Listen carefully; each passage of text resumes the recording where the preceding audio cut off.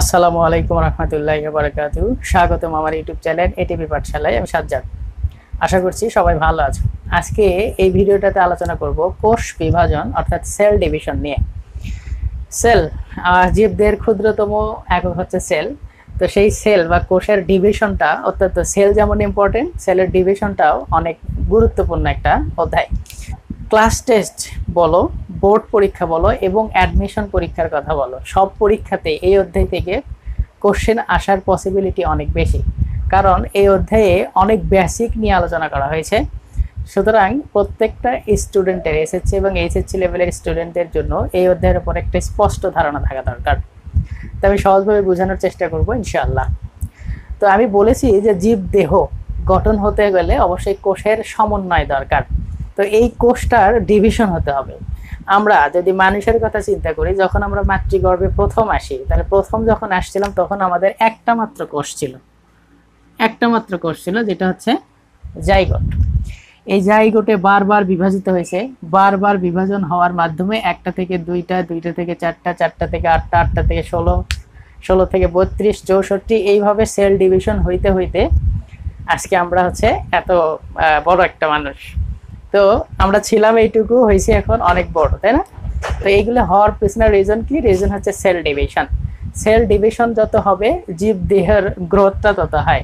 তো cell division এটা সর্বদাই চলমান। তো এই একটা মাত্র কোষ ছিল, একটা মাত্র, অনলি ওয়ান, একটা মাত্র কোষ থেকে এখন একজন, বলা হয় যে একজন মানুষের দেহে প্রায় 100 ট্রিলিয়ন কোষ থাকে। 100 ট্রিলিয়ন, 100 ট্রিলিয়ন, ট্রিলিয়ন তো বোঝো না? প্রথমে হচ্ছে কোটি, তারপরে হচ্ছে মিলিয়ন, এরপরে বিলিয়ন, এরপরে হচ্ছে ট্রিলিয়ন। 100 ট্রিলিয়ন কোষের সমন্বয়ে একটা হিউম্যান বডি গঠিত হয়। তো এই 100 ট্রিলিয়ন কোষ একটা মাত্র কোষ থেকেই কিন্তু আসছে। সুতরাং সেল ডিভিশনটা আমাদের জন্য অত্যন্ত গুরুত্বপূর্ণ একটা অংশ। একমাত্র কোষ থেকেই নতুন কোষের সৃষ্টি হতে পারে। যেমন তুমি যদি বলো যে বাঘ থেকে বাঘ, গাছ থেকে গাছ, মানুষ থেকে মানুষ, গরু থেকে গরু, ছাগল থেকে ছাগলে হওয়া সম্ভব, ছাগল থেকে গরু বা গরু থেকে ছাগল বা মানুষ থেকে ভেড়া ছাগল হওয়ার সম্ভাবনা নাই। ঠিক তেমনিভাবেই কোষ থেকেই কোষ হওয়া সম্ভব, এবং কোষ থেকেই যে কোষ হওয়া সম্ভব এটা সর্বপ্রথম বলেছিলেন রুডল্ফ ভার্শো। ইনি বলেছিলেন যে কোষ থেকেই কোষ সৃষ্টি হতে পারে। তো আমরা পড়ব সেল ডিভিশন বা কোষ বিভাজন। তাহলে কোষ বিভাজন কাকে বলা হচ্ছে? কোষ বিভাজন বলা হচ্ছে যে জীবদেহের কোষ বিভাজনের মাধ্যমে একটা কোষ থেকে দুইটা অথবা একটা কোষ থেকে চারটা কোষের সৃষ্টি হয়, তাকে বলা হচ্ছে কোষ বিভাজন বা সেল ডিভিশন। দুইটা আর চারটা কেন বললাম? যখন সেল ডিভিশন প্রকারভেদ দেখবো আমরা তখন বলবো। তো এই যে হচ্ছে, ধরো একটা কোষ, এই একটা কোষ থেকে যদি দুইটা কোষের সৃষ্টি হয়, তাহলে এই কোষটাকে বলা হচ্ছে মাদার সেল। আর যে নতুন দুইটা কোষ সৃষ্টি হলো, এই দুইটাকে বলা হচ্ছে ডটার সেল, বা যেটার বাংলা হচ্ছে অপত্য কোষ, আর এটার বাংলা হচ্ছে মাতৃকোষ। ডটার সেল বা অপত্য কোষ। ডটার সেল কেন বলা হলো? কারণ এই ডটার সেল বলার পিছনে রিজন হচ্ছে এই সেলগুলো পরবর্তীতে আবার বিভাজিত হবে, এই জন্য এটাকে বলা হয় ডটার সেল বা অপত্য কোষ। এবং যে সেলটা বিভাজিত হয়ে দুইটা বা চারটা কোষ তৈরি করে, সেই কোষটাকে বলা হচ্ছে মাদার সেল বা মাতৃকোষ। এবং এই কোষ বিভাজন, সেল ডিভিশন যে হয়, এটা আসলে কোন একটা নতুন সৃষ্টি, সেটা প্রথমে কে দেখে তার কথাটা বলাটা খুবই জরুরি। তো এই সেল ডিভিশন সর্বপ্রথম দেখেন, প্রত্যক্ষ করেন হচ্ছে ওয়াল্টার ফ্লেমিং। শুধু ফ্লেমিং লিখলাম, হ্যাঁ, ওয়াল্টার ফ্লেমিং। ইনি সর্বপ্রথম সেল ডিভিশনটা লক্ষ্য করেন।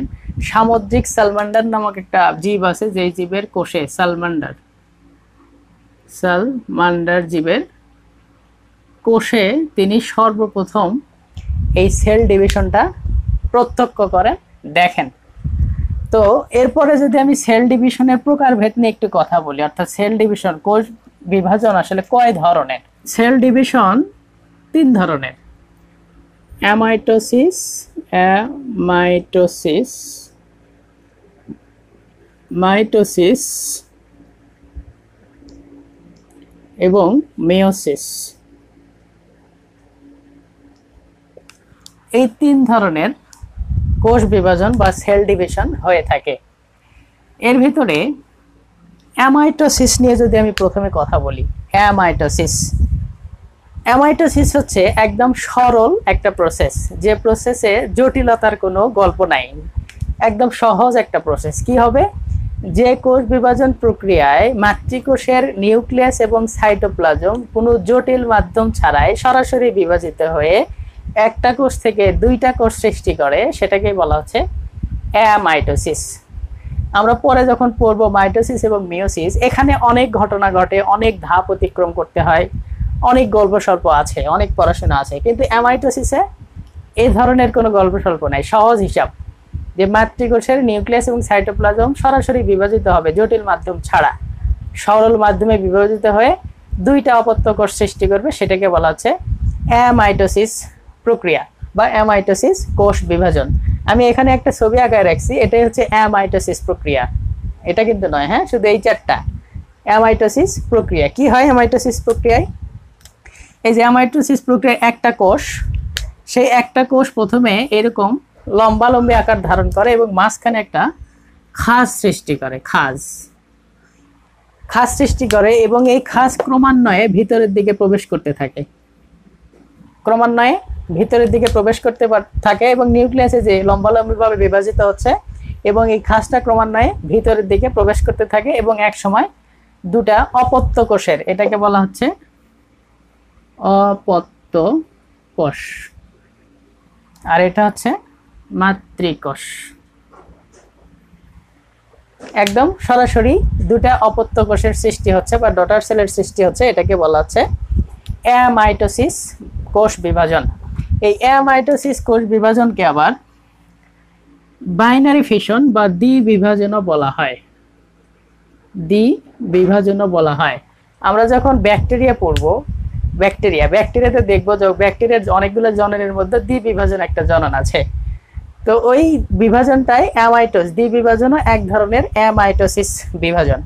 এখন এই অ্যামাইটোসিস প্রক্রিয়া কাদের হয়? আমরা যখন প্রোক্যারিওটিক এবং ইউক্যারিওটিক, মনে আছে সেলের যে ক্লাসিফিকেশন পড়েছিলাম, সেই ক্লাসিফিকেশনের মধ্যে একটা ছিল হচ্ছে প্রোক্যারিওটিক, একটা ছিল ইউক্যারিওটিক। প্রোক্যারিওটিক মেন হচ্ছে আদিকোষী আর ইউক্যারিওটিক মেন হচ্ছে প্রকৃত কোষী। তো আমরা দেখেছিলাম পার্থক্য করার সময় যে আদিকোষী জীবে অ্যামাইটোসিস প্রক্রিয়ায় বংশবৃদ্ধি ঘটে থাকে। তো এই অ্যামাইটোসিস প্রক্রিয়ায় অবশ্যই আদিকোষী প্রাণীদের অর্থাৎ প্রোক্যারিওটিক প্রাণীদের হয়ে থাকবে। নিম্ন শ্রেণীর জীবে, বাংলা কথা হচ্ছে নিম্ন শ্রেণীর জীবে অ্যামাইটোসিস প্রক্রিয়া অর্থাৎ অ্যামাইটোসিস সেল ডিভিশনটা সংগঠিত হয়ে থাকে। তো অ্যামাইটোসিস নিয়ে একদম ইজি কিছু কথা, একবার বই দেখে নিবা আর কথাগুলো মনে রাখলে ইজি। এরপরে যদি মাইটোসিস নিয়ে কথা বলি, ভেরি ইম্পর্ট্যান্ট। আমরা জানি যে আমরা যখন ওই সেলের অধ্যায়টা পড়েছিলাম, কোষের অধ্যায়, তখন আমরা দেখেছিলাম যে দেহকোষ এবং জনন কোষ, তাই না? দেহকোষ আর জনন কোষ আমরা দেখেছিলাম যে দেহকোষে সর্বদাই মাইটোসিস সেল ডিভিশন হয় আর জনন কোষে সর্বদা মিওসিস সেল ডিভিশন হয়। তো আজকে আমরা সেই মাইটোসিস এবং মিওসিস নিয়েই পড়াশোনা করব। তো প্রথমে যদি মাইটোসিস নিয়ে একটু কথা বলি, মাইটোসিস সেল ডিভিশন কাকে বলে আগে সেটা বলি। মাইটোসিস সেল ডিভিশন হচ্ছে যে কোষ বিভাজনে নিউক্লিয়াস এবং সাইটোপ্লাজম, মনে রাখতে হবে যে সেল ডিভিশন মানেই সেখানে কোষের নিউক্লিয়াসের বিভাজন হবে এবং সাইটোপ্লাজমের বিভাজন হবে। তাহলে যে কোষ বিভাজন প্রক্রিয়ায় নিউক্লিয়াস এবং সাইটোপ্লাজম একবার বিভাজিত হয় এবং অপত্য কোষের ক্রোমোজোম সংখ্যা মাতৃকোষের ক্রোমোজোম সংখ্যার সমান থাকে, ভেরি ইম্পর্ট্যান্ট, অপত্য কোষের ক্রোমোজোম সংখ্যা মাতৃকোষের ক্রোমোজোম সংখ্যার সমান থাকে, সেটাকে বলা হচ্ছে মাইটোসিস সেল ডিভিশন। যেহেতু ক্রোমোজোম সংখ্যা সমান থাকতেছে সেই জন্য এটার আরেক নাম হচ্ছে সমীকরণিক বিভাজন বা ইকুয়েশনাল ডিভিশন বলা হয় এটাকে। মাইটোসিসের আরেক নাম হচ্ছে সমীকরণিক বিভাজন। কেন সমীকরণিক বিভাজন? এই যে দেখো, এটা হচ্ছে একটা জনন মাতৃকোষ, ধরো মাতৃকোষ। তো তো মাতৃকোষ সর্বদাই টয়েসেন হয়, আমরা জানি। এই টয়েসেন আর এন কি, এটা যদিও তোমরা জানো সবাই, আমি একটু এই ভিডিওটার স্বার্থে বলি। যদি আমরা জানি যে আমাদের মানুষের ক্রোমোজোম সংখ্যা হচ্ছে 23 জোড়া, তাই না? মানুষের ক্রোমোজোম সংখ্যা হচ্ছে 23 জোড়া, অর্থাৎ 46টি। এই 46টি যদি যখন থাকে তখন সেটাকে বলা হয় টয়েসেন, অর্থাৎ যখন 2 প্রস্থ ক্রোমোজোম থাকে তখন সেটাকে বলা হয় টয়েসেন। কিন্তু যদি 46টা না থেকে থাকে হচ্ছে 23টা, তখন সেটাকে বলা হয় হ্যাপ্লয়েড বা এন সংখ্যক, অর্থাৎ 1 প্রস্থ ক্রোমোজোম থাকবে, সেটাকে বলা হয় হ্যাপ্লয়েড। দেহকোষ সর্বদাই ডিপ্লয়েড, আমরা জানি যে দেহকোষ সর্বদাই ডিপ্লয়েড হয় আর জননকোষ সর্বদাই হ্যাপ্লয়েড হয়। কেন ডিপ্লয়েড এবং হ্যাপ্লয়েড হয় আজকে আমরা সেটার সলিউশন পাবো। তো এই যে এটা হচ্ছে জনন মাতৃকোষ। তো জনন মাতৃকোষ থেকে যখন 2টা কোষ তৈরি হবে, আমরা সংজ্ঞাতে বললাম না সেল ডিভিশনে, যে জীবের একটা কোষ বিভাজিত হয়ে 2টা অথবা 4টা, এই হচ্ছে মাইটোসিস বা সমীকরণিক বিভাজনে একটা কোষ থেকে 2টা কোষ সৃষ্টি হয়। যখন মিওসিস পড়ব তখন দেখব একটা কোষ থেকে 4টা কোষের সৃষ্টি হয়। তো মাইটোসিস একটা কোষ থেকে যখন 2টা কোষ সৃষ্টি হচ্ছে, এটার যে বৈশিষ্ট্য ছিল টয়েসেন, এদের যে বৈশিষ্ট্যটা সেটাও হচ্ছে টয়েসেন, অর্থাৎ এদেরও ক্রোমোজোম সংখ্যা 23 জোড়া, অর্থাৎ ডিপ্লয়েড সংখ্যক ক্রোমোজোম থাকে। যেহেতু ক্রোমোজোম সংখ্যার কোনো পরিবর্তন এখানে হচ্ছে না, এই জন্য এই সেল ডিভিশনকে সমীকরণিক সেল ডিভিশনও বলা হয়। মাইটোসিসের আর এক নাম হচ্ছে সমীকরণিক বিভাজন। তাহলে সংজ্ঞাটা যদি একবার বলি আরেকবার, যে কোষ বিভাজন প্রক্রিয়ায় নিউক্লিয়াস এবং সাইটোপ্লাজম উভয়ই একবার বিভাজিত হয় এবং অপত্য কোষের ক্রোমোজোম সংখ্যা মাতৃকোষের ক্রোমোজোম সংখ্যার সমান হয়, সেই বিভাজনকেই বলা হচ্ছে মাইটোসিস কোষ বিভাজন বা সমীকরণিক কোষ বিভাজন। এই মাইটোসিস কোষ বিভাজন 2টা কথা, 2টা টার্ম ভেরি ইম্পর্টেন্ট মাইটোসিস কোষ বিভাজনে। একটা হচ্ছে ক্যারিওকাইনেসিস, সাইটোকাইনেসিস, ভেরি ইম্পর্টেন্ট। এই যে ক্যারিয়ন, আমরা যখন নিউক্লিয়াস পড়াইছিলাম বলেছিলাম যে ক্যারিয়ন শব্দটা যেখানে থাকবে সেটা নিউক্লিয়াসের সাথে সম্পর্কিত। তো ক্যারিওকাইনেসিস যেটা হচ্ছে নিউক্লিয়াসের বিভাজন, নিউক্লিয়াসের বিভাজনকে বলা হয় ক্যারিওকাইনেসিস। এবং এখানে সাইটোকাইনেসিস, সাইটো মানে হচ্ছে সাইটোপ্লাজম, তার মানে সাইটোপ্লাজমের বিভাজনকে বলা হচ্ছে সাইটোকাইনেসিস। সেল ডিভিশন বলতে আমরা যেটা বুঝি, সেখানে অবশ্যই নিউক্লিয়াস এবং সাইটোপ্লাজমের ডিভিশন হতে হবে, বিভাজন হতে হবে, তাহলেই কোষ বিভাজনটা সম্পূর্ণ হবে। তো এই হচ্ছে মাইটোসিস। এই মাইটোসিস কোষ বিভাজন সর্বপ্রথম প্রত্যক্ষ করেন স্লেইখার নামক একজন বিজ্ঞানী। স্লেইখার যে বিভাজনটা দেখেন সেটা হচ্ছে উনি নামকরণ করেছিলেন ক্যারিওকাইনেসিস। এই স্লেইখার যখন সেল ডিভিশনটা দেখেছিলেন এইরকম যে ক্রোমোজোম সংখ্যা সমান থাকতেছে, এটার নামকরণ করেছিলেন তিনি ক্যারিওকাইনেসিস। এবং পরবর্তীতে ওই যে ওয়াল্টার ফ্লেমিং, উনি এটার নামকরণ করেন হচ্ছে মাইটোসিস সেল ডিভিশন। ওকে, তো এই মাইটোসিস সেল ডিভিশনের অনেক ধাপ আছে, ধাপগুলো আমরা একটু পরে আলোচনা করব। মনে রাখতে হবে সেল ডিভিশন এটা হচ্ছে একটা ধারাবাহিক প্রসেস, মানে সেল ডিভিশনগুলোকে আসলে কিভাবে ভাগ হচ্ছে, কি কি ধাপ, এই ধাপগুলোতে আসলে এরকম ঘটনা আসলে ঘটে না। বর্ণনার সুবিধার্থে, বোঝার সুবিধার্থে ধাপগুলা নিয়ে আলোচনা করা হয়, কিন্তু সেল ডিভিশন হচ্ছে একটা ধারাবাহিক প্রসেস, এটা সর্বদাই চলমান। ওকে, তো এই মাইটোসিস বা সমীকরণিক সেল ডিভিশনের বেসিকের পরে, আচ্ছা এখানে আরেকটা কথা বলতে হবে যে মাইটোসিস বা সমীকরণিক সেল ডিভিশন এটা কোথায় ঘটে। আমরা যেমন অ্যামাইটোসিস দেখলাম নিম্ন শ্রেণীর জীবে ঘটে, তাহলে মাইটোসিস সেল ডিভিশন কোথায় ঘটে? ওই যে দেহকোষে ঘটে, অর্থাৎ সকল অঙ্গ প্রত্যঙ্গ জীবের, সেটা হোক উদ্ভিদ হোক প্রাণী, অঙ্গ প্রত্যঙ্গ সৃষ্টির জন্য যে সেল ডিভিশনটা হয় সেটাই হচ্ছে মাইটোসিস সেল ডিভিশন বা সমীকরণিক সেল ডিভিশন। এবং ভেরি ইম্পর্টেন্ট আর একটা কথা মনে রাখতেই হবে, জনন অঙ্গের বৃদ্ধি আর জনন কোষ সৃষ্টি দুইটা কিন্তু আলাদা টার্ম। জনন অঙ্গ বৃদ্ধির জন্য মাইটোসিস সেল ডিভিশন হয়, কিন্তু জনন কোষ অর্থাৎ গ্যামেট সৃষ্টির জন্য কিন্তু মিওসিস সেল ডিভিশন হয়। এই কথাটা এখান থেকে মাথায় রাখতে হবে, কারণ উল্টাপাল্টা করে অনেক ছেলে পেলে। তো মাইটোসিস সেল ডিভিশনের ধাপ পড়ার আগে একটা ইম্পর্টেন্ট জিনিস পড়তে হয়, সেটা হচ্ছে সেল সাইকেল বা কোষ চক্র। Very important. আসলে কোষ চক্র কেন ইম্পর্টেন্ট? এই যে সেল ডিভিশন যে হবে, কোষের একটা কোষ যে বিভাজিত হবে, সেই কোষ বিভাজন হওয়ার জন্য কিছু পূর্ব প্রস্তুতির দরকার হয়। তুমি যখন কোনো একটা কাজ করতে যাবা, যে কোনো পড়াশোনার কথা বলো, এক্সামের কথা বলো, জব ভাইবার কথা বলো, যে কোনো এনিহাও লাইফে যে কোনো কাজ করতে গেলে তোমাকে আগে প্রিপারেশন নিতে হয় না, যে তুমি কাজটা কিভাবে করবা, কিভাবে সেখানে পৌঁছাইবা, কিভাবে সেটাকে সাকসেস করা যায়, সব চিন্তা ভাবনা করতে হয় না? তো সেল ডিভিশন করার জন্য, কোষ বিভাজন হওয়ার জন্য কিছু প্রস্তুতিমূলক কার্যাদির দরকার হয়। এই প্রস্তুতিমূলক কার্যাদি হচ্ছে আমাদের এই সেল সাইকেল থেকে পাওয়া যায়। তাহলে কোষ চক্র বা সেল সাইকেল, এটা বর্ণনা করেছেন হচ্ছে দুইজন বিজ্ঞানী, হাওয়ার্ড আর হচ্ছে পেল্ক। সালটা হচ্ছে 1953 সালে। এবং এই হাওয়ার্ড এবং পেল্ক এই দুইজন বিজ্ঞানী এই সেল সাইকেল বা কোষ চক্রটা ব্যাখ্যা করেন। তাহলে কোষ চক্র কাকে বলে?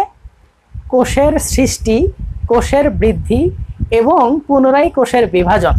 তাহলে তিনটা কথা: কোষের সৃষ্টি, কোষের বৃদ্ধি এবং পুনরায় বিভাজন।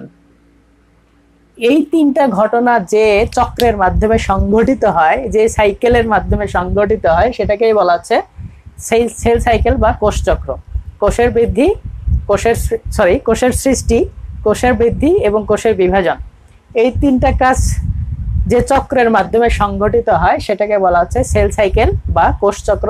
এটা সর্বপ্রথম ব্যাখ্যা করেছেন হচ্ছে হাওয়ার্ড এবং পেল্ক। সালটা হচ্ছে 1953।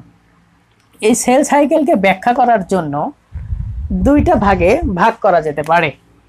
এক নম্বর ভাগ হচ্ছে এম ফেজ। এই এম ফেজ মানেই যেটাকে বোঝানো হচ্ছে সেটাই হচ্ছে মাইটোসিস, এম ফেজ বা মাইটোসিস। আরেকটা হচ্ছে ইন্টারফেজ, ইন্টারফেজ বা যেটাকে বলা হচ্ছে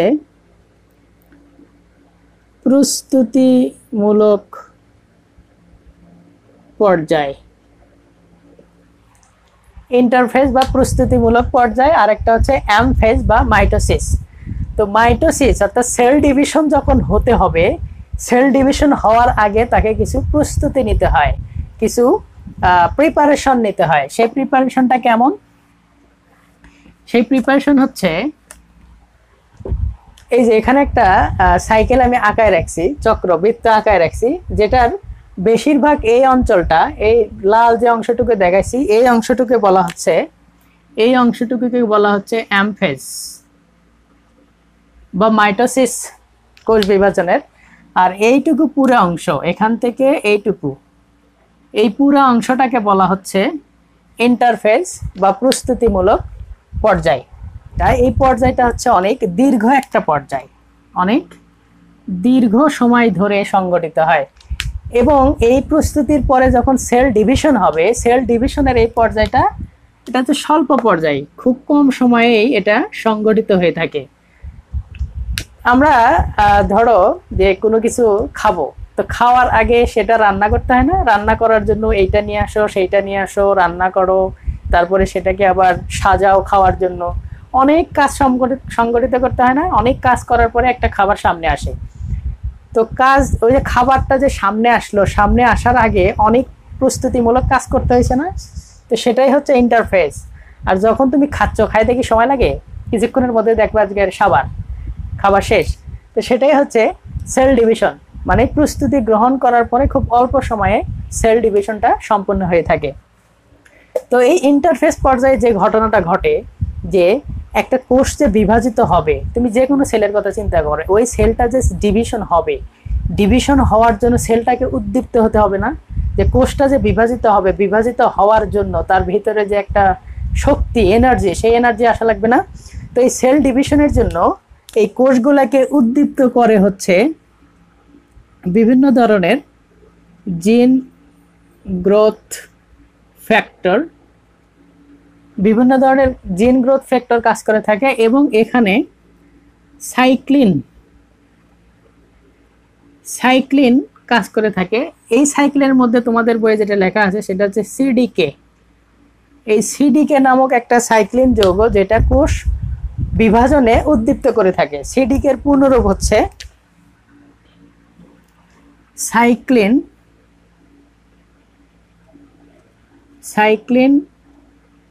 ডিপেন্ডেন্ট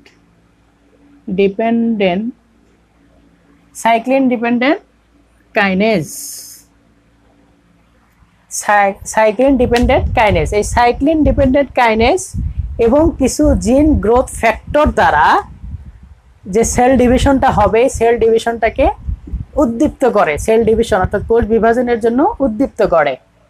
এবং যেহেতু প্রস্তুতিমূলক কার্যাদি এখানে সম্পন্ন হবে, সেহেতু এখানে যে নিউক্লিয়াসটা থাকবে, কারণ নিউক্লিয়াসের বিভাজন হওয়া লাগে এর পরেই, প্রস্তুতির পরেই। তো নিউক্লিয়াসের যে বিভাজন হওয়া লাগবে, বিভাজন হওয়ার জন্য যত ধরনের সরঞ্জামাদি, প্রস্তুতিমূলক যত জিনিস, সবকিছু সাইটোপ্লাজম এবং নিউক্লিয়াসের মধ্যে থাকতে হবে। তো যখন প্রস্তুতি গ্রহণ করে, তখন এই যে নিউক্লিয়াসটা, এই নিউক্লিয়াসটাকে বলা হয় মেটাবলিক নিউক্লিয়াস। কেন মেটাবলিক নিউক্লিয়াস বলা হচ্ছে? মেটাবলিক মানে হচ্ছে বিপাকীয় নিউক্লিয়াস। কেন বলা হচ্ছে? কারণ পরবর্তী যখন সেল ডিভিশন শুরু হবে, তার বিভিন্ন ধরনের এনার্জি দরকার হবে, বিভিন্ন কাজ করতে হবে। এই কাজ করার জন্য সে সকল ধরনের প্রস্তুতি গ্রহণ করে। এই জন্য এই নিউক্লিয়াসকে বলা হয় মেটাবলিক নিউক্লিয়াস। যেহেতু ইন্টারফেজ একটা দীর্ঘ প্রসেস, তাই কোষ চক্রের যে 100% যদি আমি সময় ধরি, কোষ চক্রকে যদি 100% টাইম ধরে নিই আমি, তাহলে এই 100%-এর মধ্যে প্রায় 90 থেকে 95 ভাগ সময় ইন্টারফেজ পর্যায়ে শেষ হয়ে যায়। আর এম ফেজ বা মাইটোসিসে অর্থাৎ কোষ যখন বিভাজন হবে, তখন 5 থেকে 10 ভাগ সময়ের মধ্যেই সেল ডিভিশনটা শেষ হয়ে যায়। তো এই ইন্টারফেজকে বিশ্লেষণ করার জন্য 3টা পর্যায়ে ভাগ করা হয়, ইন্টারফেজের 3টা ধাপে ভাগ করা হয়। একটা হচ্ছে G1 বা এটাকে বলা হয় গ্যাপ 1 বা বিরাম 1। একটা হচ্ছে এসটা হচ্ছে সিনথেটিক এস বলা হয় এটাকে। সিনথেসিস মানে কি? সংশ্লেষ করা। এটিপি সিনথেসিস হয় না, সংশ্লেষ হয় যেমন, তো এখানে সিনথেটিক এস বলা হয় এটাকে। আরেকটা হচ্ছে G2 বা এটাকে বলা হয় গ্যাপ 2 বা এটাকে বলা হয় বিরাম 2। G1 বা গ্যাপ 1, সিনথেটিক এস, আর হচ্ছে G2। আমি এখানে যে ছবিটা আঁকায় রাখছি, এই ছবিটাকে যদি আমি ভাগ করে দেখাই, ধরো এই অংশটা, এইটুকু অংশ হচ্ছে G1, এটা হচ্ছে S এবং এটা হচ্ছে G2। মোট কোষ চক্রের 90 থেকে 95 ভাগ সময় লাগে হচ্ছে ইন্টারফেজে। যেহেতু 3টা পর্যায় আছে, 3টা ধাপ আছে, এই সময়গুলো ভাগ হয়ে যায়। এর ভিতরে G1 যেটা, এই G1 সম্পূর্ণ হতে সময় লাগে হচ্ছে 30 থেকে 40 ভাগ সময় এখানে কাজ করে। সিনথেটিক অ্যাসে কাজ করে হচ্ছে 30 থেকে 50 ভাগ সময়, এবং এখানে G2-তে 10 থেকে 20 ভাগ সময় কাজ সম্পন্ন হয়ে থাকে। এবং বাকি যে 5 থেকে 10 ভাগ, সেটা হচ্ছে আমাদের এই মাইটোসিস কোষ বিভাজনে হয়ে থাকে। একটা কোষ যে বিভাজন হবে, একটা কোষ যে বিভাজিত হবে, এই বিভাজন হবে কি হবে না, এই সিদ্ধান্তটা গ্রহণ করে হচ্ছে G1 বা গ্যাপ 1-এ। অর্থাৎ ওই যে আমি বললাম না, একটা কোষ যে বিভাজিত হবে, বিভাজিত হওয়ার জন্য ওই যে বললাম একটু আগে কি কি কাজ করে। একটা হচ্ছে জিন গ্রোথ ফ্যাক্টর, এবং এখানে একটা সাইক্লিন যৌগ কাজ করে যেটাকে বলা হয় সিডিকে, অর্থাৎ সাইক্লিন ডিপেন্ডেন্ট কাইনেজ। এই গ্রোথ ফ্যাক্টর এবং সিডিকে, এইগুলা দ্বারা একটা কোষ যে বিভাজিত হবে, এই বিভাজন হওয়ার সিদ্ধান্ত নেয় হচ্ছে G1। এবং একই সাথে এই G1-এ RNA প্লাস হচ্ছে প্রোটিন ইত্যাদি সংশ্লেষণ হয়, সিনথেসিস হয়। কেন? কারণ যেহেতু এটা প্রস্তুতিমূলক পর্যায়ে, কোষ বিভাজন হওয়া লাগবে, তো কোষ বিভাজন হতে হলে তার শক্তির প্রয়োজন আছে, প্রোটিনের প্রয়োজন আছে, আরএনএর থেকেই তো প্রোটিনটা আসবে। সুতরাং ডিএনএ প্রতিলিপনের যে সরঞ্জামাদি অর্থাৎ pentose sugar, nitrogenous base, phosphoric acid এবং কিভাবে সেটা রেপ্লিকেশন হবে, রেপ্লিকেশনে কে কে অংশগ্রহণ করে, সেই অংশগুলাও এই G1 এ সংশ্লেষিত হয়। তাহলে G1 এ কি কি হয় যদি এক কথায় বলি, যে কোষটা বিভাজিত, একটা কোষ বিভাজিত হবে কি হবে না এই সিদ্ধান্তটা গ্রহণ করা হচ্ছে গ্যাপ 1 এ, এবং এখানে প্রোটিন, আরএনএ রেপ্লিকেশনের জন্য প্রয়োজনীয় যে উপাদান সরঞ্জামাদি সেগুলা এই G1 এ সংশ্লেষিত হয়ে থাকে। কোষ চক্রের মোট সময়ের 30 থেকে 40% সময় G1 এ লাগে। এরপরে যদি আসি অ্যাসে, অ্যাস হচ্ছে সিনথেটিক অ্যাস। এখানের মেইন যে ফাংশন, যে মেইন যে কাজ, সেটা হচ্ছে এখানে রেপ্লিকেশন সংগঠিত হবে। কার রেপ্লিকেশন হবে? অবশ্যই ডিএনএ। রেপ্লিকেশন তো ডিএনএরই হয়, তাই না? তো এখানে রেপ্লিকেশনটা সংগঠিত হবে এবং রেপ্লিকেশন সংগঠন হওয়ার জন্য যা যা উপাদান সেটা G1 থেকে সে গ্রহণ করবে। এবং এখানে সিনথেটিক এসে যখন রেপ্লিকেশন হলো তখন এটা গ্যাপ 2। গ্যাপ 2তে কি হয়? এরপরে যে মাইটোসিস কোষ বিভাজন হবে, মাইটোসিস কোষ বিভাজনের জন্য যা যা দরকার সেটা গ্যাপ 2তে সংগঠিত হবে। মানে এটা প্রত্যেকটা এক একটার উপর ডিপেন্ডেবল। G1 এ এসে কি কি লাগবে সেগুলা সাপ্লাই দেয়, এবং এস G2 তে কি লাগবে সেগুলা সাপ্লাই দেয়, এবং G2 মাইটোসিস কোষ বিভাজনে কি কি লাগবে সেটা সাপ্লাই দেয়। অর্থাৎ G2, এই G2তেও এই যে প্রোটিন, আরএনএ এগুলা কি হবে? সংশ্লেষিত হবে। এবং একটা কথা ভেরি ভেরি ইম্পর্ট্যান্ট, সেটা হচ্ছে এই যে কোষ বিভাজন যে হচ্ছে, কোষ বিভাজন হওয়ার জন্য দুইটা উপাদান প্রয়োজনীয় উপাদান, এই দুইটা প্রয়োজনীয় উপাদান ছাড়া কোষ বিভাজন হবেই না। প্রয়োজনীয় উপাদান কি সেটা? একটা হচ্ছে সেন্ট্রিওল, আমরা সেন্ট্রিওল পড়ছি না যখন প্রথম অধ্যায় পড়াইছিলাম, সেন্ট্রিওল পড়েছি। আরেকটা হচ্ছে মাইক্রোটিউবিউলস, মাইক্রোটিউবিউল, এটাও আমরা পড়ছি। এটা হচ্ছে ঝিল্লিবিহীন একটা অর্গান, মাইক্রোটিউবিউলস, মামাই সেরা। মাইক্রোটিউবিউলস, মাইক্রোফিলামেন্ট, তার মধ্যে মাইক্রোটিউবিউলস। তো এই সেন্ট্রিওল আমরা বলেছিলাম সেন্ট্রিওল শুধুমাত্র প্রাণী কোষে থাকে, তবে কিছু ব্যতিক্রম কিছু উদ্ভিদ কোষে থাকে, সেটা শৈবাল, ছত্রাক, নগ্নবীজের কথা বলেছিলাম। কিন্তু সাধারণ বৈশিষ্ট্য সেন্ট্রিওল কোথায় থাকে? প্রাণী কোষে থাকে। তো এই সেন্ট্রিওলটা হচ্ছে কোষ বিভাজনের জন্য দায়ী। আমরা সেন্ট্রিওলের কাজ যখন পড়েছিলাম তখন বলেছিলাম যে কোষ বিভাজনের জন্য দায়ী হচ্ছে সেন্ট্রিওল। সুতরাং প্রাণী কোষে কোষ বিভাজন হতে গেলে সেন্ট্রিওলের উপস্থিতি থাকা লাগবে। এবং মাইক্রোটিউবিউলস হচ্ছে উদ্ভিদ কোষে সেল ডিভিশনের জন্য মাইক্রোটিউবিউলস থাকা লাগবে। যদি মাইক্রোটিউবিউলস না থাকে তাহলে সেখানে সেল ডিভিশন হবে না, এবং প্রাণী কোষে যদি সেন্ট্রিওল না থাকে সেখানেও সেল ডিভিশন হবে না। প্রাণী কোষের এক জায়গায় এক কোষ আছে যেটা ডিভিশন হয় না, সেটা কি বলতো? আমি জানি অনেকেই পারবা। সেটা হচ্ছে আমাদের স্নায়ুতন্ত্রের একক, যেটা হচ্ছে নিউরন। নিউরনে কি হয় না? সেল ডিভিশন হয় না। কেন? কারণ এখানে আমাদের নিউরনে সক্রিয় কোনো সেন্ট্রিওল থাকে না। সক্রিয় সেন্ট্রিওল থাকে না জন্যই আমাদের নিউরনের সেলগুলা ডিভিশন হয় না। তো যদি সেন্ট্রিওল থাকতো, যদি ডিভিশন হইতো, তাহলে কি হতো? তাহলে আমাদের পুরাতন সেলগুলা, পুরাতন নিউরন সেল মরে যেত, নষ্ট হয়ে যেত। কারণ আমরা জানি আমাদের প্রতিনিয়ত লক্ষ লক্ষ কোষের মৃত্যু ঘটে। আর কোষের মৃত্যু দুই ধরনের, অ্যাপোসিস আর নেক্রোসিস, আমরা পড়বো সেটা।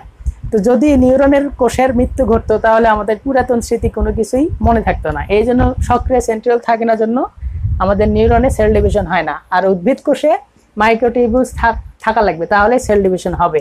তো এই G2-তে সেন্ট্রিওল এবং মাইক্রোটিউবিউলসের উৎপত্তি ঘটে। অর্থাৎ এখান থেকে সেন্ট্রিওল এবং এই মাইক্রোটিউবিউলসটা আসে, এবং সেন্ট্রিওল মাইক্রোটিউবিউল যখন আসে তখন মাইটোসিস সেল ডিভিশন শুরু হয়ে যায়। মাইটোসিস সেল ডিভিশন বলেছিলাম, মাইটোসিস সেল ডিভিশন মানেই দুইটা ঘটনা মনে রাখতে হবে। একটা হচ্ছে ক্যারিওসিস। এই ক্যারিওকাইনেসিস অর্থাৎ নিউক্লিয়াসের বিভাজন, এটা পাঁচটা ধাপে, মূলত চারটা ধাপ না, পাঁচটা ধাপে সংগঠিত হয়। প্রোফেজ, একটা হচ্ছে প্রোমেটাফেজ, একটা হচ্ছে মেটাফেজ, অ্যানাফেজ, এবং টেলোফেজ। এই 5টা ধাপে সংগঠিত হয় ক্যারিওকাইনেসিস। এবং মনে রাখতে হবে প্রথমে কোষ বিভাজন যখন শুরু হবে আগে নিউক্লিয়াসের বিভাজন হবে, এরপরে নিউক্লিয়াসের বিভাজন শেষ হতে হতেই সাইটোপ্লাজমের বিভাজন হবে। তো সাইটোপ্লাজমের বিভাজন যেহেতু পরে, আগে আমরা ক্যারিওকাইনেসিস পড়ি। ক্যারিওকাইনেসিসের ধাপ হচ্ছে 5টা, প্রোফেজ, প্রোমেটাফেজ, মেটাফেজ, অ্যানাফেজ আর হচ্ছে টেলোফেজ। আমি একটু পরিচয় করাই দেই, এরপরে বিশ্লেষণে যাব। প্রোফেজ, প্রো মানে হচ্ছে আদি, এই যে প্রো মানে হচ্ছে আদি, আর ফেজ মানে হচ্ছে ধাপ। ফেজ মানে হচ্ছে এই যে ফেজ, এই যে এটা হচ্ছে প্রো আর হচ্ছে ফেজ। ফেজ মানে হচ্ছে ধাপ বা পর্যায়, আর প্রো মানে হচ্ছে আদি। তার মানে প্রোফেজ হচ্ছে আদি পর্যায়। এরপর হচ্ছে প্রো মেটাফেজ। মেটাফেজ মানে হচ্ছে মধ্য পর্যায়। মেটাফেজ মানে হচ্ছে মধ্য পর্যায়, আর প্রো মানে হচ্ছে আদি, তাহলে এটা হবে আদি মধ্য পর্যায়। এটাকে বলা হয় প্রাক মধ্য পর্যায়। মেটাফেজ, মেটাফেজের বাংলা হচ্ছে মধ্য পর্যায়, যেটা একটু আগে বললাম। এনাফেজ, এনাফেজের আসলে অর্থ ওইভাবে আসে না। এই অ্যানা অর্থ হচ্ছে শরীর বা দেহ বা সোমাটিক বলা হয় যেটাকে। তো এই অ্যানাফেজকে যদি আমি বাংলায় নামকরণ করতে চাই তাহলে এটাকে বলা হয় গতি পর্যায়। কি বলে? গতি পর্যায়। কেন গতি পর্যায় বলে বিশ্লেষণ যখন করব তখন বলবো। আর টেলোফেজ, টেলোফেজ হচ্ছে শেষ পর্যায়, অর্থাৎ এখানে হচ্ছে সেল ডিভিশন হয়ে মাতৃকোষ থেকে 2টা অপত্য কোষ সৃষ্টি হবে। ওকে, 5টা ধাপের প্রথম ধাপ হচ্ছে প্রোফেজ বা আদি পর্যায়। তো এটা হচ্ছে প্রোফেজ, 2টা ছবি আঁকাইছি। প্রোফেজের পরেরটা, এটা পরে, এটা দেখো প্রোফেজ। প্রোফেজে কি কি ঘটনার মাধ্যমে সেল ডিভিশনের প্রথম ধাপটা শুরু হয়? তো তার আগেকার পড়া একটু মনে করি। নিউক্লিয়াসের ভিতরে কি যেন থাকে? নিউক্লিয়াসের ভিতরে থাকে হচ্ছে ক্রোমাটিন জালিকা বা নিউক্লিয়ার রেটিকুলাম। আমি যখন নিউক্লিয়ার রেটিকুলাম ব্যাখ্যা করেছিলাম তখন বলেছিলাম, যদি একটু মনে করো, যে যখন সেল ডিভিশন হয় না, যখন বিশ্রামরত অবস্থায় থাকে অবস্থায় হবে, সেল ডিভিশন যখন হবে না, তখন নিউক্লিয়াসের অভ্যন্তরে যে সুতার মতো অংশগুলো দেখা যায় সেগুলোকে বলা হয়েছিল ক্রোমাটিন জালিকা বা নিউক্লিয়ার রেটিকুলাম। কিন্তু যখন সেল ডিভিশন শুরু হলো, এই যে সেল ডিভিশন যখন শুরু হবে তখন সেই ক্রোমোজোমগুলা কি হবে? জল বিয়োজন হবে, খাটো মোটা নির্দিষ্ট আকৃতি ধারণ করবে, সেগুলোকে বলা হয় ক্রোমোজোম। তো এখানে কিন্তু প্রথম দেখা যায় ক্রোমোজোম, এবং এই ক্রোমোজোমগুলোকে যখন রঞ্জিতকরণ করা হয়, রং করার পরে যখন অণুবীক্ষণ যন্ত্রের নিচে দেওয়া হয় তখন সেটাকে দৃষ্টিগোচর হয়, বিশেষ পদ্ধতির মাধ্যমে দেখা যায়। কিন্তু ক্রোমাটিন যে জালিকা আছে অর্থাৎ নিউক্লিয়ার রেটিকুলাম, সেগুলো কিন্তু খালি চোখে দেখা যায় না, আর এগুলো রঞ্জিতকরণ করার পরে বিশেষ পদ্ধতির মাধ্যমে দেখা যায়। তো প্রোফেজে কি কি ঘটনা ঘটে? ঘটনা নাম্বার 1, ওই যে জল বিয়োজন হবে। তাহলে যেহেতু সেল ডিভিশন শুরু হয়েছে, তাহলে প্রথমে এখানে কি ঘটনা হবে? জল বিয়োজন হবে। জল বিয়োজন মানে কি? এখান থেকে পানি বের হয়ে যাবে। তো পানি যদি বের হয়ে যায় তাহলে এই যে সুতার মতো যে অংশগুলো আছে এগুলো কি হবে? বেশি খাটো এবং মোটা হবে। 2 নম্বর কথা, তাহলে ক্রোমাটিন জালিকাগুলো কি হবে? খাটো এবং মোটা হবে। এবং 3 নম্বর কথা হচ্ছে এখানের যে নিউক্লিয়াসটা আছে এই নিউক্লিয়াসটা বড় হবে। নিউক্লিয়াসটা দেখো, নিউক্লিয়াসটা অনেক বড় না? এবং এখানে দেখো এই যে গোল গোল অংশগুলোকে বলা হচ্ছে সেন্ট্রোমিয়ার। এই যে এখানে ঘটনাটা হচ্ছে এইরকম অবস্থা ছিল, এরকম অবস্থা ছিল, কিন্তু দেখো সুতা 1 2 3 4টা হয়ে গেছে না? কিন্তু এখানে কিন্তু 2টা সূত্র। তো যখন 4টা সূত্রক হবে, এখানে যে সেন্ট্রোমিয়ারটা আছে এই সেন্ট্রোমিয়ারটা বিভাজিত হবে না, সেন্ট্রোমিয়ার ভাগ হবে না, শুধুমাত্র এই তন্তুটা বিভাজিত হবে। তন্তুটা এরকম করে বিভাজিত হবে এবং 2টা তন্তু থেকে এরকম 4টা সুতা পাওয়া যাবে। কিন্তু এখানে সেন্ট্রোমিয়ারের কিন্তু কোনো বিভাজন হচ্ছে না। তাহলে 4 নম্বর কথা হচ্ছে সেন্ট্রোমিয়ার বিভাজিত হবে না। সেন্ট্রোমিয়ার বিভাজিত হবে না। এবং 5 নম্বর কথা হচ্ছে এই যে এই প্রাচীরটাকে কি বলা হয়? Nuclear membrane. এবং এই ঘন কালো গোলাকার বস্তুটাকে বলা হয় নিউক্লিওলাস। তো এখানে এই নিউক্লিওলাস এবং নিউক্লিয়ার মেমব্রেন বিলুপ্ত হওয়া শুরু করে, মানে পুরোপুরি এখানে বিলুপ্ত হবে না, মাত্র এখানে কি হবে? বিলুপ্ত হওয়াটা শুরু করবে। তাহলে 5টা কথা: জল বিয়োজন হবে, ক্রোমোজোমগুলো খাটো মোটা হবে, দৃষ্টিগোচর হবে, এরপরে হচ্ছে নিউক্লিয়াসটা বড় থাকবে, সেন্ট্রোমিয়ার এখানে বিভাজিত হবে না। সেন্ট্রোমিয়ার বিভাজিত না হয়ে 2টা সূত্র থেকে শুধু 4টা সূত্র পাওয়া যাবে। নিউক্লিওলাস এবং নিউক্লিয়ার মেমব্রেনের বিলুপ্ত হওয়া শুরু হবে হচ্ছে প্রোফেজ দশায়। কথা বোঝা গেছে? প্রোফেজ দশার পরে যদি প্রোমেটাফেজে আসি, ফেজের আগের পর্যায়, প্রাক মধ্য পর্যায়, এই যে এটা হচ্ছে প্রোমেটাফেজ। এখন প্রোমেটাফেজে কি কি ঘটনা ঘটে? এখানে জল বিয়োজনের মাধ্যমে ক্রোমোজোমগুলো খাটো মোটা হলো, এবং এখানে আইসা এই যে দেখো 2টা মেরু দেখতে পাচ্ছ না? 2টা মেরু দেখতে পাচ্ছ না? মেরুকে কেন্দ্রগুলো, সূত্রগুলা, এরকম কিছু তন্তু দেখা যাচ্ছে, এই তন্তুগুলোকে বলা হয় ফাইবার। তো প্রোমেটাফেজে এসে প্রথম ঘটনা হচ্ছে 2 মেরুযুক্ত স্পিন্ডল যন্ত্রের সৃষ্টি হয়। স্পিন্ডল যন্ত্রের আবির্ভাব ঘটে। স্পিন্ডল যন্ত্রটা কি? এই যে এরকম অংশটাকে বলা হচ্ছে, এই আকৃতিটাকে বলা হচ্ছে স্পিন্ডল যন্ত্র। 2 নম্বর হচ্ছে, তাই স্পিন্ডল যন্ত্রের যে সুতাগুলা দেখতে পাচ্ছ, এই যে এই সুতাগুলোকে বলা হচ্ছে স্পিন্ডল ফাইবার। এই সুতাগুলোকে বলা হচ্ছে স্পিন্ডল ফাইবার বা স্পিন্ডল তন্তু। স্পিন্ডল ফাইবার বা স্পিন্ডল তন্তু। 3 নম্বর কথা, দেখো এখানে সব ফাইবারে কিন্তু ক্রোমোজোম লেগে নাই। ক্রোমোজোম কি সব ফাইবারে আছে? নাই, কিছু কিছু ফাইবারে আছে।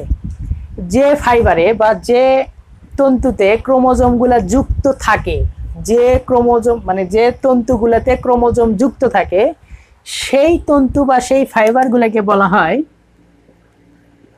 ট্রাকশন ফাইবার, বা এটাকে বলা হয় ক্রোমোজোমাল ফাইবার। ক্রোমোজোমাল ফাইবার বা আকর্ষণ তন্তু। তো আরেকটা কথা, সেটা হচ্ছে এখানে দেখো, এখানে কি এই যে প্রাচীরটা আছে নিউক্লিয়ার মেমব্রেন, এখানে কিন্তু নিউক্লিয়ার মেমব্রেন একবারে নাই হয়ে গেছে। তো সুতরাং নিউক্লিয়ার মেমব্রেন বিলুপ্ত হয়ে যায়, এবং এই যে নিউক্লিওলাস সেটাও বিলুপ্ত হওয়ার পথে। সুতরাং এখানে নিউক্লিওলাস এবং নিউক্লিয়ার মেমব্রেন বিলুপ্ত হয়ে যায়। এবং আরেকটা ফাইনাল কথা মনে রাখতে হবে, সেটা হচ্ছে আমরা যখন সেন্ট্রিওল পড়েছিলাম, সেন্ট্রিওল হচ্ছে সেন্ট্রোসোম বলা হয়, সেন্ট্রিওল এবং সেন্ট্রোস্পায়ার মিলে গঠিত হয় সেন্ট্রোসোম। তো এখানে সেন্ট্রিওল যেটা থাকে, এই সেন্ট্রিওল থেকে, এখান থেকেই অ্যাস্টার তন্তু, সেটা শুধুমাত্র প্রাণী দেহের ক্ষেত্রে, কারণ সেন্ট্রিওল কোথায় থাকে? প্রাণী কোষে থাকে। সুতরাং এটা যদি প্রাণী কোষের চিন্তা করি আমি, তাহলে এই সেন্ট্রিওল থেকে পদার্থ বের হয়, যে পদার্থের নাম হচ্ছে অ্যাস্টার। কিন্তু এটা কিন্তু উদ্ভিদ দেহের ক্ষেত্রে হবে না, কারণ উদ্ভিদ দেহে সেন্ট্রিওল থাকে না। তাহলে প্রোমেটাফেজে কি কি হইলো? স্পিন্ডল যন্ত্রের আবির্ভাব হয়, এবং যে সুতাগুলো দেখা যায় এগুলোকে বলা হয় স্পিন্ডল ফাইবার বা স্পিন্ডল তন্তু। সব ফাইবারে ক্রোমোজোম থাকে না, যে ফাইবারে ক্রোমোজোম থাকে সেটাকে বলা হয় ট্রাকশন ফাইবার, আকর্ষণ তন্তু বা ক্রোমোজোমাল ফাইবার। এবং এখানে নিউক্লিওলাস, নিউক্লিয়ার মেমব্রেন বিলুপ্ত হয়ে যায়। আর এইটা যদি প্রাণী কোষের কথা চিন্তা করি, তাহলে সেন্ট্রিওল থেকে এস্টার তন্তু বিচ্ছুরিত হয়। ওকে, এরপরে হচ্ছে পরের ধাপ মেটাফেজ বা মধ্য পর্যায়। এটা হচ্ছে মেটাফেজ, এরপরে হচ্ছে এনাফেজ। আগে মেটাফেজ দেখি। মেটাফেজে দেখো 2 মেরুযুক্ত আবার স্পিন্ডল যন্ত্রের সৃষ্টি হয়েছে, যেটা এর আগের পর্যায়ে হয়েছিল। তো তখন ক্রোমোজোমগুলা সুতার মাধ্যমে বিভিন্ন জায়গায় লাগানো ছিল, এবং যেখানে লাগানো ছিল সেটাকে বলা হচ্ছিল ট্রাকশন ফাইবার বা আকর্ষণ তন্তু বা ক্রোমোজোমাল ফাইবার। কিন্তু যখন মেটাফেজে আসলাম, মেটাফেজে আসার পরে দেখো ক্রোমোজোমগুলো কিন্তু নির্দিষ্ট একটা জায়গায় একত্রিত হয়েছে। তো এই যে নির্দিষ্ট জায়গায়, এই অঞ্চলটাকে বলা হয় বিষুবীয় অঞ্চল। এটাকে অর্থাৎ ক্রোমোজোমগুলা, এই যে ক্রোমোজোমগুলো এই যে বিষুবীয় অঞ্চলে এসে দেখো সব ক্রোমোজোম কিন্তু বিষুবীয় অঞ্চলে এসে অবস্থান করছে। এই বিষুবীয় অঞ্চলে অবস্থান করার এই ঘটনাকে বলা হয় মেটাকাইনেসিস। তাহলে সংজ্ঞা যদি আসে মেটাকাইনেসিস কাকে বলে? ক্রোমোজোমগুলা মেটাফেজ পর্যায়ে বিষুবীয় অঞ্চলে অবস্থান করার ঘটনাকে বলা হয় মেটাকাইনেসিস। এবং এখান থেকে আরেকটা কোশ্চেন হয় এমসিকিউ মাঝে মাঝেই, যে ক্রোমোজোমগুলা সব থেকে খাটো মোটা হয় কোন ধাপে? সেটা হচ্ছে এই মেটাফেজে। এখানে ক্রোমোজোমগুলা সব থেকে বেশি খাটো এবং মোটা হয় কোথায় এসে? মেটাফেজে এসে।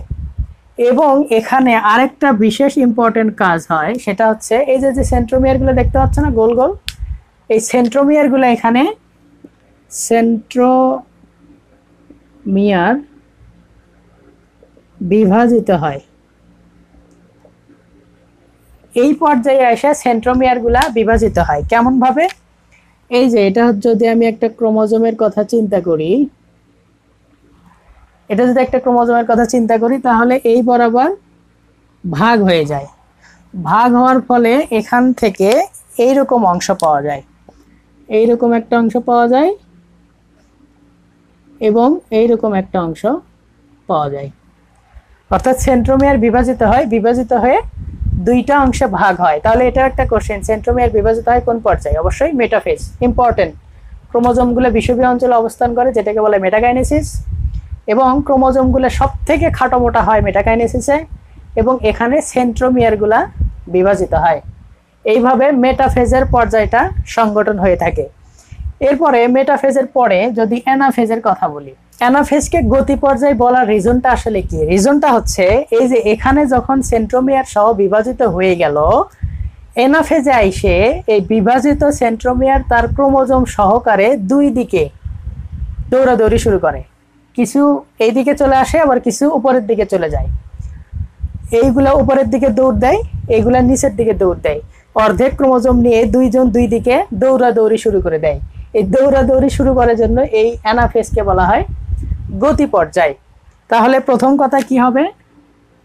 প্রথম কথা হচ্ছে সেন্ট্রোমিয়ার সহকারে ক্রোমোজোমগুলা দুই মেরুর দিকে ধাবিত হয়, এক নাম্বার। দুই নাম্বার কথা হচ্ছে যখন ক্রোমোজোমগুলা তার সেন্ট্রোমিয়ার সহকারে দুই দিকে মেরুর দিকে ধাবিত হয়, তখন অবশ্যই সেন্ট্রোমিয়ার গুলা মেরুর দিকে থাকবে। এই যে দেখো সেন্ট্রোমিয়ার গুলা কিন্তু মেরুর দিকে আছে। যখন ক্রোমোজোম সহকারে সেন্ট্রোমিয়ার নিয়ে দৌড়াদৌড়ি শুরু করবে, তখন মেরুর দিকে যখন যাবে সেন্ট্রোমিয়ার গুলো অবশ্যই মেরুর দিকে থাকবে। 3 নাম্বার কথা, যখন এই যে দৌড়াদৌড়ি করতেছে, দৌড়াদৌড়ি হওয়ার সময় এই সেন্ট্রোমিয়ারের উপর ভিত্তি করে ক্রোমোজোমকে 4 ভাগে ভাগ করা যায়। এই 4 ভাগ আমি এর আগেও দেখাইছিলাম। সেন্ট্রোমিয়ারের উপর ভিত্তি করে যখন দৌড়ানোর সময় ক্রোমোজোমের আকৃতিগুলো চেঞ্জ হয়ে যায়। তো এই সেন্ট্রোমিয়ারের উপর ভিত্তি করে ক্রোমোজোমগুলোকে 4 ভাগে ভাগ করা যায়। একটা হচ্ছে মেটাসেন্ট্রিক, সাব মেটাসেন্ট্রিক, অ্যাক্রোসেন্ট্রিক, আর একটা হচ্ছে টেলোসেন্ট্রিক। মেটাসেন্ট্রিক কাকে বলা হচ্ছে? যখন দুইটা ক্রোমোজোমের মাঝামাঝি অবস্থায় সেন্ট্রোমিয়ারটা অবস্থান করে, তখন সেটাকে বলা হচ্ছে মেটাসেন্ট্রিক। দেখতে এটা ইংরেজি ভি অক্ষরের মতো। সাবমেটাসেন্ট্রিক কাকে বলা হচ্ছে? যখন সেন্ট্রোমিয়ার ক্রোমোজোম মাঝখানে না থেকে, ক্রোমোজোমের মাঝখানে না থেকে একটু সরে থাকে, মাঝখান থেকে একটু সরে থাকে, তখন সেটাকে বলা হয় সাবমেটাসেন্ট্রিক। এটা দেখতে ইংরেজি এল অক্ষরের মতো। অ্যাক্রোসেন্ট্রিক কাকে বলা হচ্ছে? অ্যাক্রোসেন্ট্রিক হচ্ছে সেন্ট্রোমিয়ার প্রান্তে থাকে না, কিন্তু প্রান্তের কাছাকাছি থাকে। প্রান্তের কাছাকাছি মানে শেষে থাকে না, শেষের কাছাকাছি থাকে, তখন সেটাকে বলা হয় অ্যাক্রোসেন্ট্রিক। এটা দেখতে ইংরেজি জে এর মতো। এবং টেলোসেন্ট্রিক হচ্ছে যখন সেন্ট্রোমিয়ারটা একেবারে প্রান্তে থাকে। সেন্ট্রোমিয়ার যখন একেবারে প্রান্তে থাকে, তখন সেটাকে বলা হয় টেলোসেন্ট্রিক, এবং এটা দেখতে ইংরেজি আই এর মতো। এবং এই আকৃতিগুলা ধারণ করে হচ্ছে এনাফেজ পর্যায়ে এসে, যখন ক্রোমোজোমগুলা তার সেন্ট্রোমিয়ার সহকারে দুই মেরুর দিকে দৌড়াদৌড়ি শুরু করে। দৌড়াদৌড়ি শুরু করার সময় এই আকৃতিগুলা দেখা যায়, metacentric, submetacentric, acrocentric and telocentric. এটা হচ্ছে ভি আকৃতির, এল আকৃতির, জে আকৃতির অ্যান্ড আই আকৃতির। এবং যখন দুই পাশে যায় তখন গতি পর্যায়টা অর্থাৎ অ্যানাফেজ পর্যায়টা শেষ হয়ে যায় এবং পরবর্তী যে পর্যায়টা সেটা হচ্ছে টেলোফেজ বা শেষ পর্যায়। তাহলে শেষ পর্যায়ে কি হবে? প্রোফেজে যা হয়েছিল তার উল্টা ঘটনা হবে টেলোফেজে।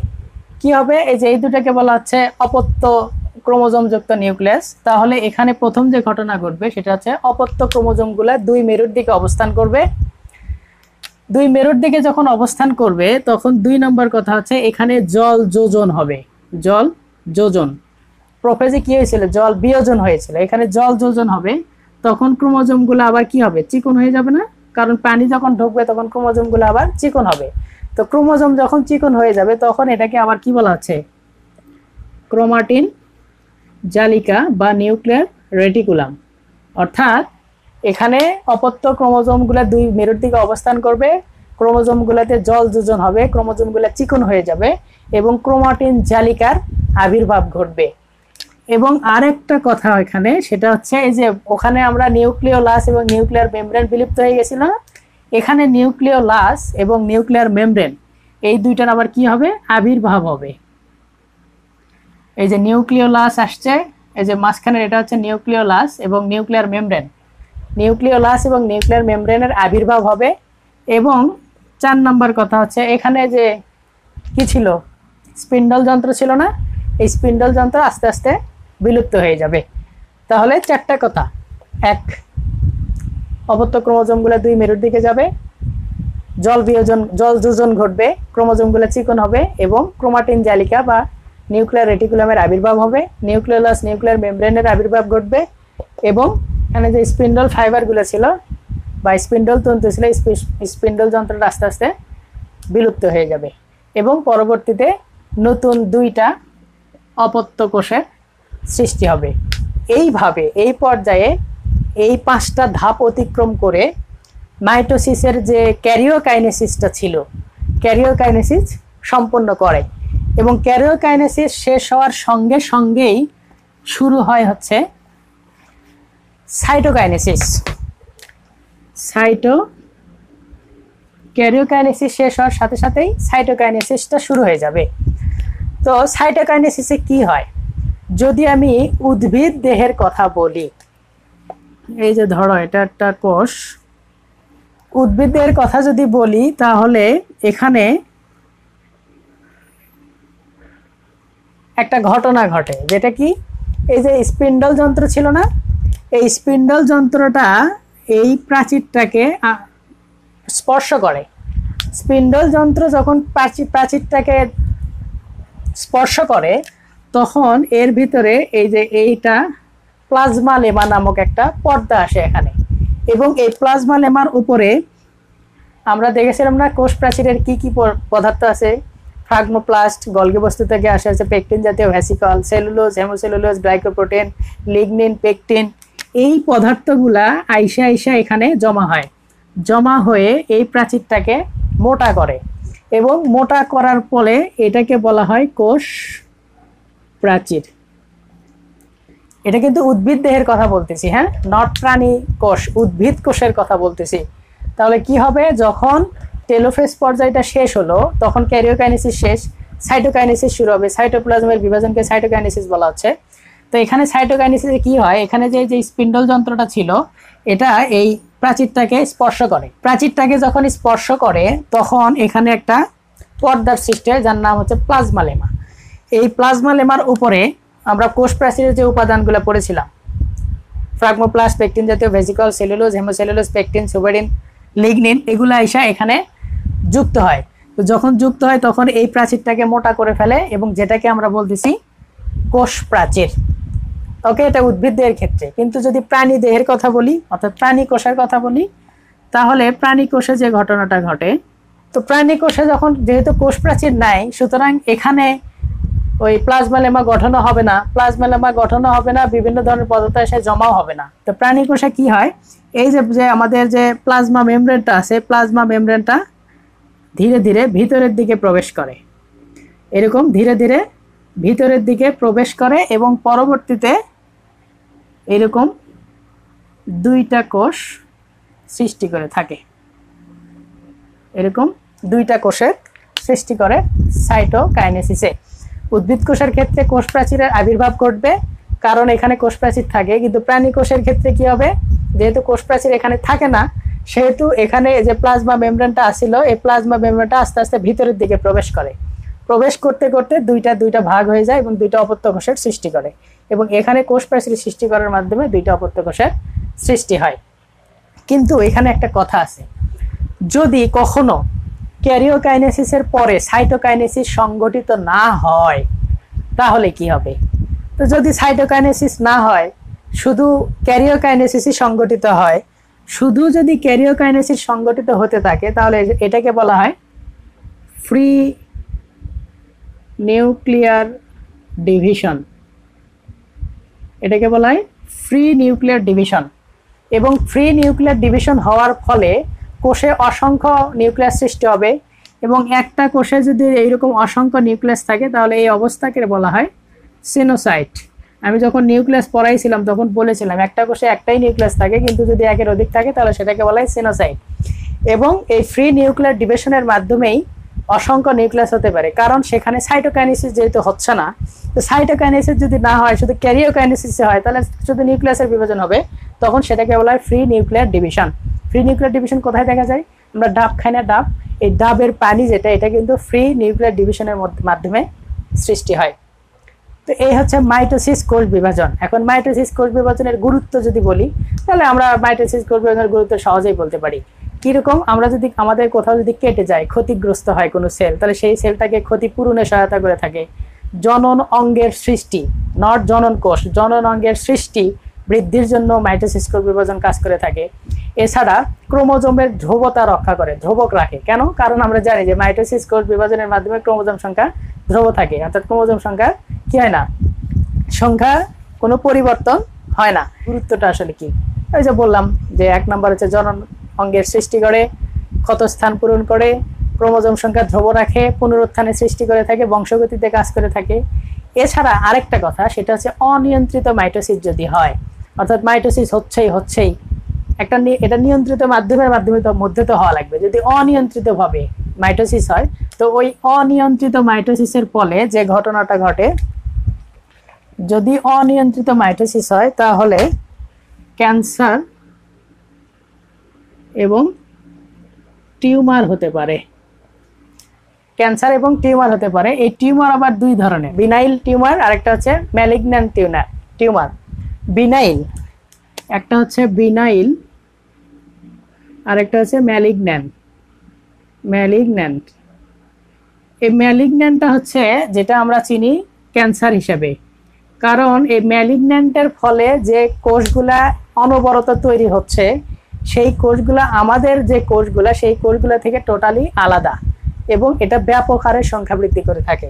কিন্তু বিনাইল টিউমার যেটা, এটা আমাদের কোষের মতোই কোষ সৃষ্টি করে, কিন্তু এটা কম ক্ষতিকর, এটা বেশি ক্ষতিকর। দুটাই ক্ষতিকর, কিন্তু কম বেশি। তো এই ক্যান্সার এবং টিউমার সৃষ্টি হতে পারে আমাদের কিসের কারণে? অনিয়ন্ত্রিত মাইটোসিস যদি হয়। তো আমরা জানি আমাদের দেহে অসংখ্য কোষ আছে, তাই না? 100 ট্রিলিয়ন। তো আমি এটাও বলেছি যে কোষ আমাদের দেহে নষ্টও হয়ে যায়, মরেও যায়। তো কোষ দুইটা প্রসেসে মরে। একটা হচ্ছে অ্যাপোস্টোসিস, আরেকটা হচ্ছে নেক্রোসিস। অর্থাৎ কোষ দুইভাবে মরে যেতে পারে, নষ্ট হতে পারে। একটা হচ্ছে অ্যাপোস্টোসিস, একটা হচ্ছে নেক্রোসিস। অ্যাপোস্টোসিস কি? অ্যাপোস্টোসিস হচ্ছে পুষ্টির অভাবে যদি কোনো কোষের মৃত্যু ঘটে, অর্থাৎ পুষ্টি পাচ্ছে না, পুষ্টির অভাবে যদি কোনো কোষ মরে যায়, তাহলে সেটাকে বলা হয় অ্যাপোস্টোসিস। নেক্রোসিস হচ্ছে জেনেটিক্যাল কারণে কোনো কোষের যদি মৃত্যু হয়, তাহলে সেটাকে বলা হয় নেক্রোসিস। দেখো না, যখন একটা সন্তান ভূমিষ্ঠ হয়, তার হাতের চামড়া কিছুদিন পর পর উঠে যায়, অর্থাৎ আমার বডিতে যে কোষের প্রয়োজন নাই, সেই কোষটা মরে যাচ্ছে, সেটা হচ্ছে নেক্রোসিস। আর পুষ্টির অভাবে মরে গেলে সেটাকে বলা হয় অ্যাপোস্টোসিস। ওকে, এই হচ্ছে মাইটোসিস নিয়ে কথাবার্তা। এটার আরেকটা ভিডিওতে শুধু মিওসিস নিয়ে কথা বলবো। মিওসিসের অনেকগুলো ধাপ আছে। তো আজকে এই পর্যন্তই। সবাই ভালো থেকো, সুস্থ থেকো, আমার জন্য দোয়া করো। আসসালামু আলাইকুম রহমতুল্লাহি ওয়া বারাকাতুহু।